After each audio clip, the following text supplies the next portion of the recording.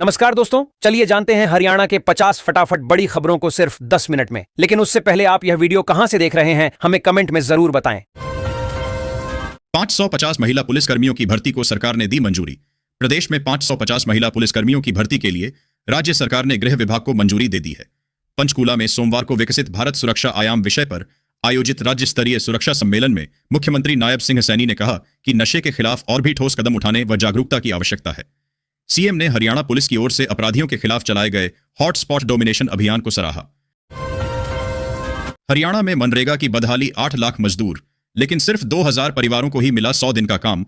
लोकसभा में सरकार ने स्वीकार किया है कि हरियाणा में मनरेगा के तहत पंजीकृत 8 लाख से अधिक सक्रिय श्रमिकों में से सिर्फ कुछ हजार परिवारों को ही 100 दिन का रोजगार मिला है। इसके अलावा मनरेगा के तहत केंद्र सरकार से मिलने वाला फंड भी लगातार घटा है। किसानों को बड़ी राहत, अब फ्री में मिलेगा डीएपी, यूरिया और पोटास के साथ अन्य खाद्य।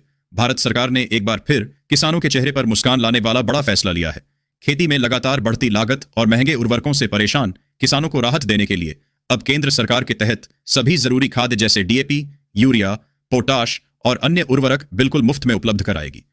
यह योजना खास तौर से छोटे और सीमांत किसानों के लिए किसी वरदान से कम नहीं होगी, जिन्हें हर सीजन उर्वरक खरीदने के लिए कर्ज तक लेना पड़ता था। गरीब परिवारों को घर बनाने के लिए मिलेगा 1,20,000 रुपए। प्रधानमंत्री आवास योजना आपके अपने पक्के घर के सपने को पूरा करने का एक बेहतरीन मौका देती है। अगर आप भी लंबे समय से अपने परिवार के लिए सुरक्षित और सस्ते घर का इंतजार कर रहे थे, तो यह योजना आपके लिए बहुत खास हो सकती है। सरकार ने PMAY 2.0 को सितंबर 2024 से शुरू कर दिया है और अब 2028 तक लाखों नए परिवारों को घर मिलने वाले हैं।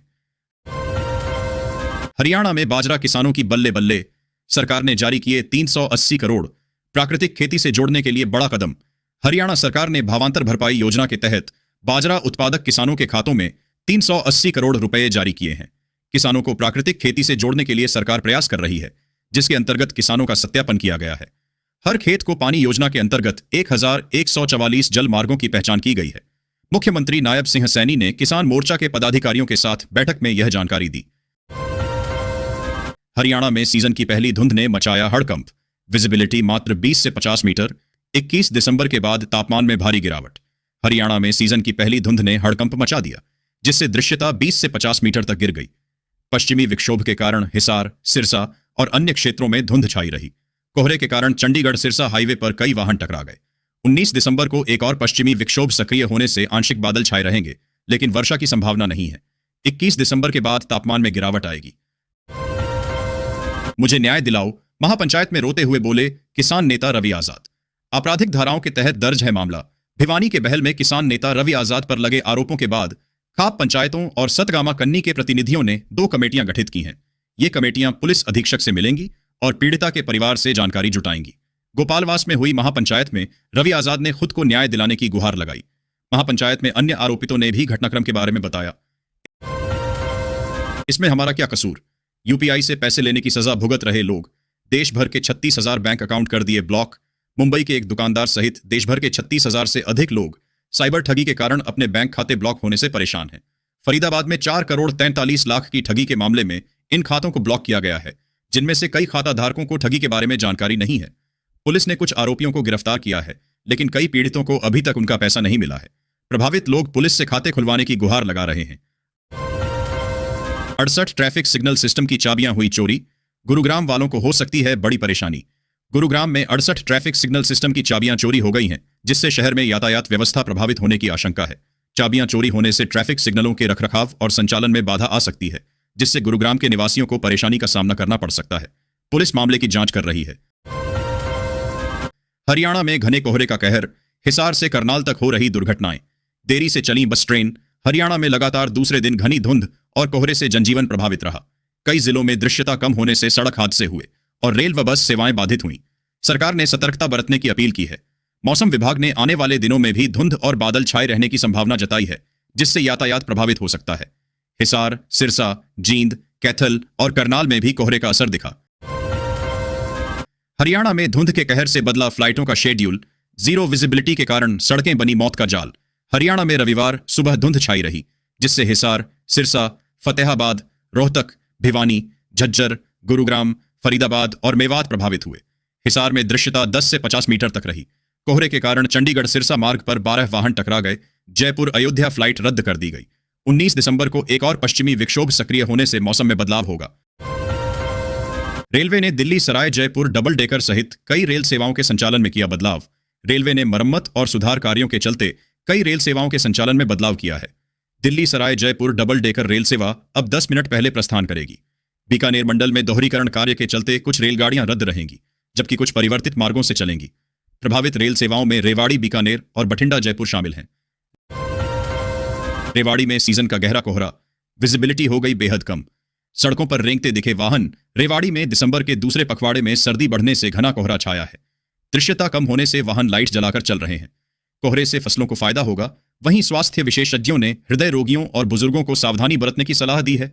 ग्रामीण क्षेत्रों में कोहरे के कारण बिजली आपूर्ति और पानी की आपूर्ति प्रभावित हुई है। नूंह में कोहरे का कहर, मिक्सर वाहन से टकराई सवारियों से भरी बस। सड़क पर मची चीख पुकार। हरियाणा के नूंह में सोमवार सुबह कोहरे के कारण सड़क हादसा हुआ। फिरोजपुर झिड़का से चंडीगढ़ जा रही एक बस कोहरे में मिक्सर वाहन से टकरा गई, जिससे ड्राइवर सहित 3 सवारियों को चोटें आईं। गुरुग्राम अलवर मार्ग पर घासेड़ा ग्राम के पास यह हादसा हुआ, जिसमें बस ड्राइवर शब्बीर घायल हो गए। बस में 12 से अधिक लोग सवार थे। घायलों को अस्पताल में भर्ती कराया गया है और बस क्षतिग्रस्त हो गई है। नूंह के डींगरहेड़ी गांव में एक मकान में घुसा तेंदुआ, ग्रामीणों में दहशत। हरियाणा के नूंह जिले के तावड़ू खंड के डींगरहेड़ी गांव में आज सुबह एक तेंदुआ एक घर में घुस गया, जिससे ग्रामीणों में दहशत फैल गई। स्थानीय लोगों ने वन विभाग और पुलिस को सूचित किया। सीसीटीवी फुटेज में तेंदुए को जंगल से गांव की ओर आते हुए देखा गया। कोहरे के कारण वन विभाग की टीम को पहुंचने में देरी हो रही है, जबकि पुलिस लोगों से सावधानी बरतने का आग्रह कर रही है। हरियाणा में 8 IAS और 24 HCS अधिकारियों का ट्रांसफर। 8 जिलों के ADC भी बदले। किसे मिली कहां तैनाती? हरियाणा सरकार ने 8 जिलों के अतिरिक्त उपायुक्तों समेत 8 IAS और 24 HCS अधिकारियों का तबादला किया है। पलवल, गुरुग्राम, कुरुक्षेत्र, करनाल, जींद, कैथल, अंबाला और महेंद्रगढ़ जिलों में नए अतिरिक्त उपायुक्तों की नियुक्ति हुई है। IAS योगेश कुमार को नगर निगम करनाल का आयुक्त नियुक्त किया गया है। 2 IAS डा वैशाली शर्मा व रवि मीणा तथा 2 HCS अशोक कुमार व नसीब कुमार के नियुक्ति आदेश बाद में जारी होंगे। हरियाणा चुनाव 2029 की तैयारी में जुटी बीजेपी इसी महीने हर बूथ पर करेगी BLO 2 की नियुक्ति। हरियाणा में 2029 में होने वाले विधानसभा चुनाव के लिए बीजेपी ने अभी से तैयारी शुरू कर दी है। पार्टी हमारा बूथ सबसे मजबूत मुहिम को आगे बढ़ा रही है और बूथ स्तर पर BLO 2 की नियुक्तियां कर रही है। भाजपा प्रदेश अध्यक्ष मोहन लाल बटौली ने जिलाध्यक्षों को 15 दिनों के अंदर नियुक्तियां करने का लक्ष्य दिया है। कांग्रेस भी संगठन को मजबूत करने में जुटी है। अधूरी जानकारी वाली याचिकाओं पर नहीं होगी सुनवाई। हाईकोर्ट का सख्त रुख। पंजाब एवं हरियाणा हाईकोर्ट ने कर्मचारियों की सेवा संबंधी याचिकाओं की फाइलिंग को लेकर सख्त रुख अपनाया है। पदनाम और तैनाती स्थल बताए बिना दायर याचिकाएं अब स्वीकार नहीं होंगी। हाईकोर्ट रजिस्ट्री औपचारिक रूप से आपत्ति दर्ज करेगी। यह अनिवार्यता 21 नवंबर को पारित आदेश के आधार पर लागू की गई है। विधानसभा में नायब सरकार को घेरने की तैयारी में जुटे कांग्रेस नेता भूपेंद्र हुड्डा ने बुलाई विधायक दल की बैठक। हरियाणा कांग्रेस के विधायक विधानसभा के शीतकालीन सत्र की तैयारियों में जुट गए हैं। भूपेंद्र सिंह हुड्डा ने कांग्रेस विधायक दल की बैठक बुलाई है, जिसमें सत्र में उठाए जाने वाले मुद्दों पर चर्चा होगी। कांग्रेस खेल संसाधनों की कमी पर काम रोको प्रस्ताव दे सकती है। इनेलो विधायकों ने 10 ध्यानाकर्षण प्रस्ताव भेजे हैं, जिनमें धान घोटाला और फसल मुआवजा जैसे मुद्दे शामिल हैं। इन दिस क्लास हरियाणा के राज्यपाल ने पूछा, सवाल तो जवाब नहीं दे पाई। पंचकूला के सरकारी स्कूल की टीचर। हरियाणा के राज्यपाल प्रोफेसर असीम कुमार घोष ने पंचकूला के एक सरकारी स्कूल का दौरा किया। उन्होंने एक शिक्षिका से अंग्रेजी में सीटों की संख्या पूछी, जिसका वह जवाब नहीं दे पाई। राज्यपाल ने स्कूल की हालत पर चिंता जताई और बुनियादी ढांचे में सुधार के लिए 2 लाख रुपए देने की घोषणा की, ताकि बच्चों का भविष्य उज्जवल हो सके। दशकों से अनिल विज की राजनीतिक दिनचर्या का केंद्र रहा अंबाला का ये टी पॉइंट होता है जनता की समस्याओं का इंस्टेंट समाधान। अंबाला में अनिल विज का टी पॉइंट 4 दशकों से राजनीतिक गतिविधियों का केंद्र रहा है। यहां चाय की चुस्कियों के साथ लोग प्रदेश की राजनीति पर चर्चा करते हैं और विज जनता की समस्याओं का समाधान करते हैं। यह स्थान सामाजिक भाईचारे का प्रतीक है, जहां लोग सुख दुख साझा करते हैं। यमुनानगर में चाय की दुकानें रिश्तों को मजबूत करने का माध्यम बन गई हैं, जहां हर वर्ग के लोग चाय के साथ अपने अनुभव साझा करते हैं। सरकारी जमीन पर बने अवैध मार्केट पर चला बुलडोजर। 2 हिस्ट्री शीटर भाइयों का अतिक्रमण ध्वस्त। गुरुग्राम के बादशाहपुर क्षेत्र में पुलिस और नगर निगम ने संयुक्त रूप से सरकारी जमीन पर अवैध रूप से बनाई गई मार्केट को ध्वस्त कर दिया। यह कार्रवाई 2 आदतन अपराधियों के खिलाफ की गई, जिनका आपराधिक इतिहास रहा है। यह अवैध निर्माण श्मशान घाट के सामने सरकारी भूमि पर था, जिसका उपयोग व्यावसायिक गतिविधियों के लिए किया जा रहा था। पुलिस के अनुसार यह अवैध कब्जा नरेंद्र उर्फ टिल्लू और रवि द्वारा किया गया था, जो सगे भाई हैं और आदतन अपराधी हैं। सभी गरीब भाइयों को ई श्रम कार्ड के 3,000 रुपए महीना मिलना हुआ शुरू। ई श्रम कार्ड योजना भारत सरकार द्वारा असंगठित क्षेत्र में काम करने वाले मजदूरों के लिए शुरू की गई एक महत्वपूर्ण और कल्याणकारी योजना है। यह योजना 2021 में श्रम और रोजगार मंत्रालय द्वारा लॉन्च की गई थी, जिसका मुख्य उद्देश्य असंगठित क्षेत्र में काम करने वाले मजदूरों के लिए है कि श्रमिकों का राष्ट्रीय डेटाबेस तैयार करना है। असंगठित क्षेत्र में वे मजदूर आते हैं जो दिहाड़ी पर काम करते हैं, घरेलू कामगार हैं या छोटे मोटे काम करके अपना जीवन यापन करते हैं। विधवा, वृद्ध और विकलांगों को हर महीने मिलेगी 10,000 रुपए की पेंशन। देश में लगातार बढ़ती महंगाई और रोजमर्रा के खर्चों को देखते हुए केंद्र सरकार ने समाज के कमजोर वर्गों के लिए एक अहम फैसला लिया है। इस फैसले के तहत विधवा महिलाओं, 60 वर्ष से अधिक उम्र के वरिष्ठ नागरिकों और दिव्यांग व्यक्तियों को मिलने वाली पेंशन राशि में बड़ा इजाफा किया गया है। सरकार का उद्देश्य साफ है कि जो लोग अपनी आजीविका के लिए पूरी तरह पेंशन पर निर्भर हैं, उन्हें सम्मानजनक और सुरक्षित जीवन जीने में आर्थिक सहारा मिल सके। किसानों को इस दिन मिलेंगे 22वीं किस्त के 2,000 रुपए। प्रधानमंत्री किसान सम्मान निधि योजना देश के करोड़ों किसानों के लिए आर्थिक सहारा बनी हुई है। हर किस्त के साथ किसानों को खेती से जुड़े जरूरी खर्चों में मदद मिलती है।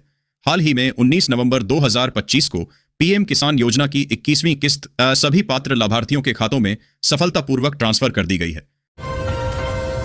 महिलाओं को मिल रहा घर बैठे काम सैलरी 30,000 रुपये महीना उन महिलाओं के लिए बेहद फायदेमंद योजना है जो किसी कारणवश घर से बाहर जाकर नौकरी नहीं कर पाती। इस योजना का मुख्य उद्देश्य महिलाओं को घर बैठे रोजगार उपलब्ध कराकर उन्हें आर्थिक रूप से मजबूत बनाना है। डिजिटल युग में ऑनलाइन कार्यों की बढ़ती मांग ने महिलाओं के लिए नए अवसर खोले हैं और यह योजना उन्हें उसी दिशा में सही मार्ग दिखाती है। ढहने की कगार पर झज्जर का ताजमहल, जर्जर हो रहे मुगलकालीन मकबरे, खतरे में पड़ी प्रेम की निशानी। झज्जर के बहादुरगढ़ रोड पर कलालों के मकबरे और बुआ हसन तालाब मुगलकालीन स्थापत्य और प्रेम कहानी के प्रतीक हैं। पुरातत्व विभाग के संरक्षण के बावजूद ये राष्ट्रीय महत्व के स्मारक जर्जर हो रहे हैं। 16वीं से 17वीं शताब्दी में निर्मित कभी 12 संरचनाओं वाली इस कब्रगाह में अब 7 मकबरे शेष हैं। बुआ हसन तालाब बुआ और हसन की अधूरी प्रेम कहानी का प्रतीक है, जिसे स्थानीय लोग झज्जर का ताजमहल कहते हैं। महेंद्रगढ़ में बाहरी लोगों पर पुलिस की कड़ी निगरानी, किराएदारों का वेरिफिकेशन अनिवार्य। महेंद्रगढ़ शहर में बाहर से आकर बसने वाले लोगों की जांच होनी आवश्यक है, क्योंकि इनकी संख्या दिन प्रतिदिन बढ़ती जा रही है। राजनैतिक लोगों द्वारा इनके वोटर कार्ड बनवा दिए गए हैं।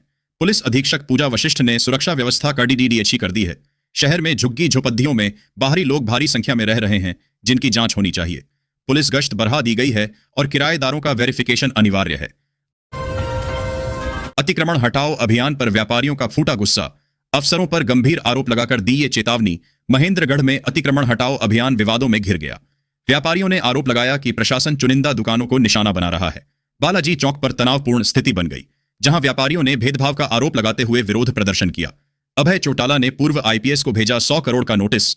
राम सिंह यादव ने लिखित में मांगी माफी। इनेलो सुप्रीमो अभय सिंह चौटाला ने नारनौल में 39 जूते मारने के मामले में सोशल मीडिया पर बयान देने वाले रिटायर्ड आईपीएस अधिकारी को 100 करोड़ रुपए का लीगल नोटिस भेजा। नोटिस मिलने पर राम सिंह यादव ने सार्वजनिक माफी मांगी। चौटाला ने कहा कि षड्यंत्रकारियों को भी माफी मांगनी होगी, अन्यथा वे कोर्ट का सामना करें। राम सिंह यादव ने लिखित में माफी मांगते हुए कहा कि उन्हें बदनाम करने के लिए षड्यंत्र रचा गया था। पलवल नूह मार्ग की जर्जर हालत के खिलाफ ग्रामीणों का प्रदर्शन, प्रशासन को चेतावनी। पलवल नूह मार्ग की जर्जर हालत से परेशान ग्रामीणों ने मिंडकोला गांव से पलवल तक पैदल मार्च किया और 15 दिन का अल्टीमेटम दिया। ग्रामीणों ने चेतावनी दी कि यदि सड़क को 4 लेन करने का काम शुरू नहीं हुआ तो वे आंदोलन करेंगे। यह मार्ग वर्षों से जर्जर है और संकरा होने के कारण दुर्घटनाएं होती रहती हैं। जिला उपायुक्त ने जल्द ही 4 लेन का काम शुरू करने का आश्वासन दिया है। कुंडली खरखौदा के बीच आपस में भिड़े 26 वाहन, 30 से ज्यादा लोग घायल। हरियाणा के सोनीपत में कुंडली खरखौदा के बीच केएमपी एक्सप्रेसवे पर कोहरे के कारण 26 वाहन आपस में टकरा गए। इस दुर्घटना में 30 से ज्यादा लोग घायल हो गए। घायलों को अस्पताल में भर्ती कराया गया है। कोहरे के चलते दृश्यता कम होने के कारण यह हादसा हुआ। पुलिस मामले की जांच कर रही है। ऑस्ट्रेलिया का सपना दिखाकर 5 लाख रुपए ठगे, यमुनानगर में वीजा एजेंट पर मामला दर्ज। यमुनानगर में एक युवक को ऑस्ट्रेलिया का वर्क वीजा दिलाने के नाम पर 5 लाख रुपए की ठगी का मामला सामने आया है। कुरुक्षेत्र के लाडवा निवासी प्रमोद काम्बोज पर आरोप है कि उसने वीजा लगवाने का झांसा दिया और पैसे वापस नहीं किए। सदर यमुनानगर थाना पुलिस ने आरोपित के खिलाफ मामला दर्ज कर लिया है। शिक्षा में चमके नया सूरज, भारतीय ज्ञान की रोशनी में लिखा जाएगा भविष्य।